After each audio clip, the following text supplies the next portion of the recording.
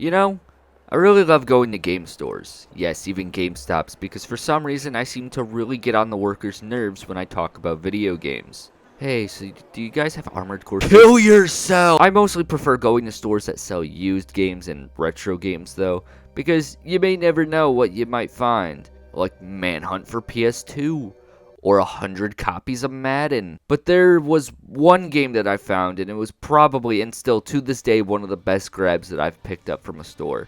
Transformers Devastation.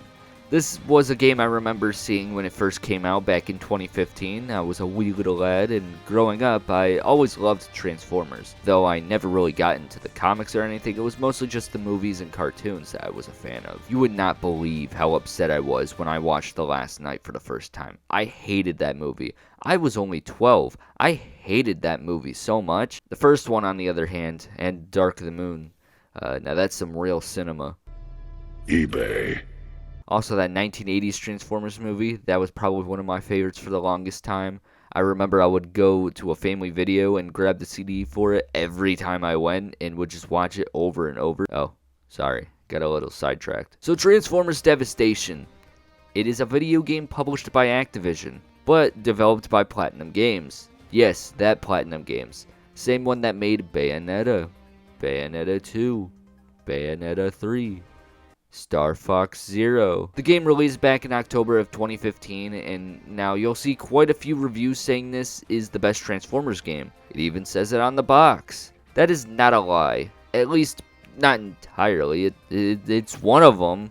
I genuinely believe that this is one of the best Transformers games to have been made. For anyone wondering what I've played out of the Transformers games, this is my point of reference. To say I had high expectations when I finally had my hands on this game almost 9 years after it released is as much of an understatement as the low player counts for Concord before Sony assassinated it. Was I on time with that joke? Is that even still relevant? Who cares, leave it in. When I put the disc into my console, I expected a good game. I was hoping for one at least. You never know with games these days. And what I got was truly an amazing game. It was some of the most fun I've had. And unfortunately, you cannot play this without a physical disc or, the funnier option. I'm not saying I condone it, but it's there. But you know what? I've wasted enough time. Let me talk about one of the best Transformers games that they won't let you play.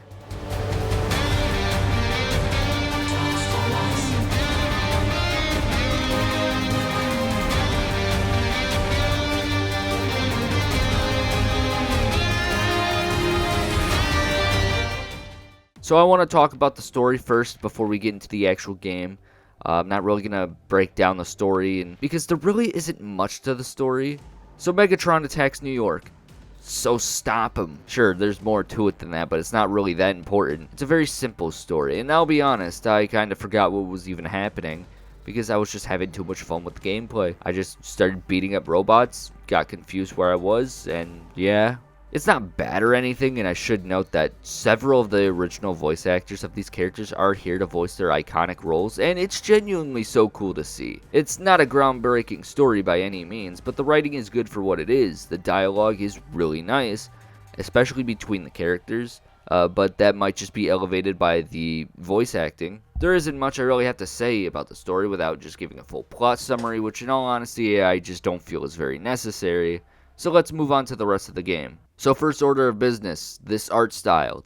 The game looks gorgeous even today. It's 9 years old this year, and yet I feel like the game's just not going to be aging anytime soon. It has a cel-shaded comic book art style. It's been getting more and more common these days, but I think it looks gorgeous, making it what I think is one of the best looking Transformers games right next to Fall of Cybertron. Now for the gameplay, Transformers Devastation is a hack-and-slash brawler, similar to games like Bayonetta, Bayonetta 2, Bayonetta 3, Metal Gear Rising: Revengeance. It is a very fast-paced game, and I found it to be very fun. Now, it is also a very short game, taking around 5 to 5.5 hours to beat, with only 7 chapters, which I'm kind of mixed on that a bit. On one hand, it's great, because, if you ever try to replay the game, you're not going to be stuck playing, like a 10-15 hour slogfest, But on the other hand, it does feel like the game could have had gone on just a little bit longer and extend like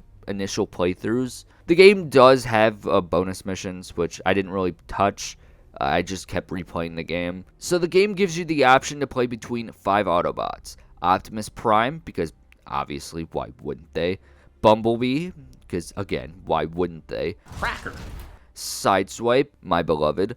Wheeljack, who's also my beloved. I can't believe they fucked up his design in that one movie. And Grimlock, the GOAT. Each of these characters play somewhat differently, and by that I mean not much. All 5 characters have their own set of default weapons and special and ultimate attacks, like Wheeljack becoming Oppenheimer and nuking the entire map.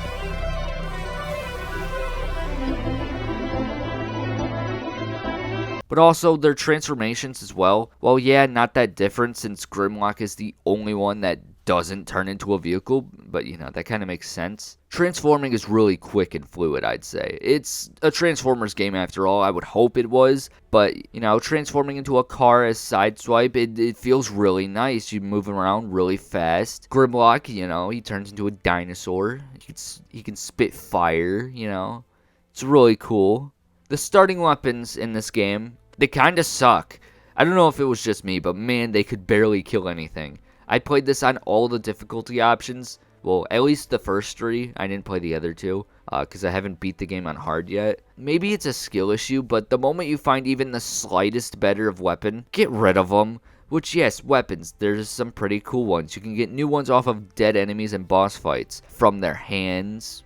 Because I too rip off the hands of my fallen enemies and wear them like the Hulk gloves. There is other guns, a sniper, that I wouldn't recommend using in all honesty. It does good damage, but honestly it probably slows you down more than anything and puts you at a disadvantage. But who knows, maybe I'm just ass. But whatever flamethrower I was using was really damn good. I have no idea why, it just wiped out everything in the game for me. Easily my favorite weapon in the entirety of the game. Of course, you have the melee weapons, which you can like combo on enemies with. My personal favorite were the dual swords and the drill hands. I just thought those ones were really cool. You can also upgrade these weapons, which I don't think I need to tell you, but yes, it does improve the weapons. Go figure. You do this by synchronizing weapons, which takes other weapons in your inventory and uses them to level up the ones that you want to level up, and it increases their level, making them do more damage and just making them an overall better weapon. You also have the Forge Tech, which kind of acts like perks almost. Never got that much use out of it, but it's still a neat addition to have here. You can spend this currency that you get off of dead enemies. Again, I forgot what the currency's called.